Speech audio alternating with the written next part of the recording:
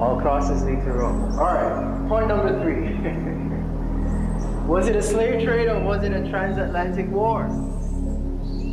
The story of a massive 300-year slave trading operation that brought 12 million Africans to the Americas, that's North, Central, and South, is a cover story for the European crusade against our black ancestral civilizations. As I just said, the Pope authorized it in 1491, and suddenly they were out there discovering places full of people. Places that weren't lost were being found. The slave trade was part of a centuries-long race war. Now this is powerful stuff. This is powerful stuff. And we're going to let me not get ahead of myself. In this war, Arabs, pale Arabs, who had been in conflict with the black Islamic empires of Africa since 1189, allied themselves with the white Europeans and black Christian converts in 1491 to wage a war that would destroy every black civilization on the planet. Again, a lot of stuff I'm going to touch on. I'm not going to go too deep in it because it's just outside of the scope of this. This transatlantic war combined military invasion and genocide with biological, psychological, social, legal, and financial tactics to achieve total domination over indigenous Nubian peoples. The defeated Nubians were captured as prisoners of war. Again, we go back to the Europeans and their wordplay. The people you are calling slaves are prisoners of war. They're prisoners of war. And what you're calling a slave trade was a war. It was a race war. This strategy was done in order to dismantle families, tribes, and nations. You break them up, that's divide and conquer. To destroy languages, cultures, and lineages. And to dictate a new name, a new identity, and a new story for our people. In other words, to replace our greatness with weakness. To tell us that we didn't accomplish or build anything. We started out as slaves. So how were we made slaves? It was a process, it was a strategy. First, armed mercenaries invade your island and overpower your warriors. Check. Then they established seaports like Port Antonio and Port Royal and Old Harbor and Kingston and Port Morant and Runaway Bay. These are ports from which to coordinate their massacre of the native populations. Step 3, you then enslave the surviving population. Obviously, if you show up here and let's say he wiped out 1 million Nubians on Jamaica in 1494. What do you think the other 1 million are gonna do? I mean, that's what you call literally putting the fear of God into people. So we walked into slavery, some of us. Some of us fought back, and we know who those people were.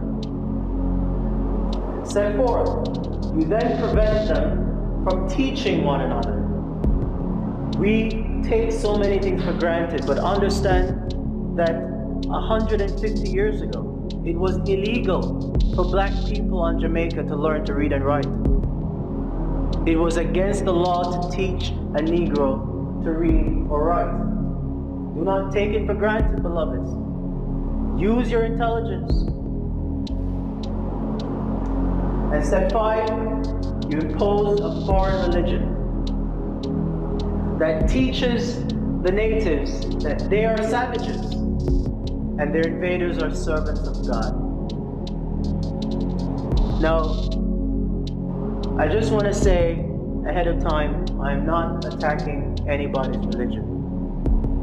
Because frankly, from my perspective, the blackness comes first. I really don't care what you call yourself. I call myself Buddhist. I don't care what you call yourself. You can pick any religion.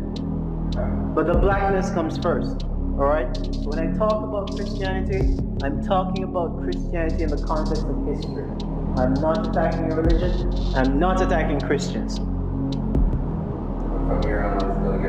But religion is a weapon of conquest.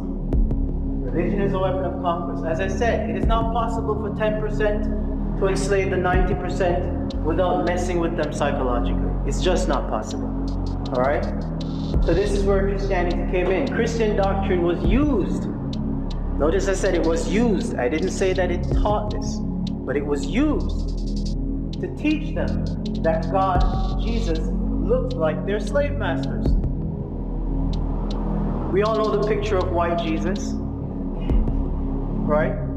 This was necessary in order to convince us that our enslavement was the will of God. It had to be.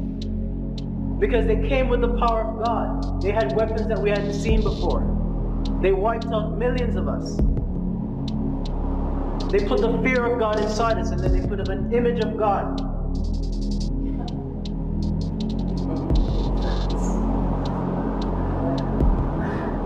And we feared that image. Because every time we saw him, the slave master. Every time. Every time. That's why we were obedient. And it wasn't just that. But I want to show you that this is what makes this possible. You see that? This is from an island in the Pacific called Tuvalu. It's one of the last colonies that Britain conquered in 1968. Ain't that some shit? Right after we got independence, they were still going out there conquering more black people.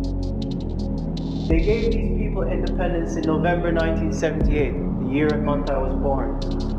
But of course, you know their independence doesn't mean anything because this was taken in 2012. Do these guys look independent to you? Do they look like they want to be carrying around this white dude as their king? And make no mistake, you know, we do the same thing on this island. We just don't put him up on the pedestal. And find it in the Bible, conveniently, is full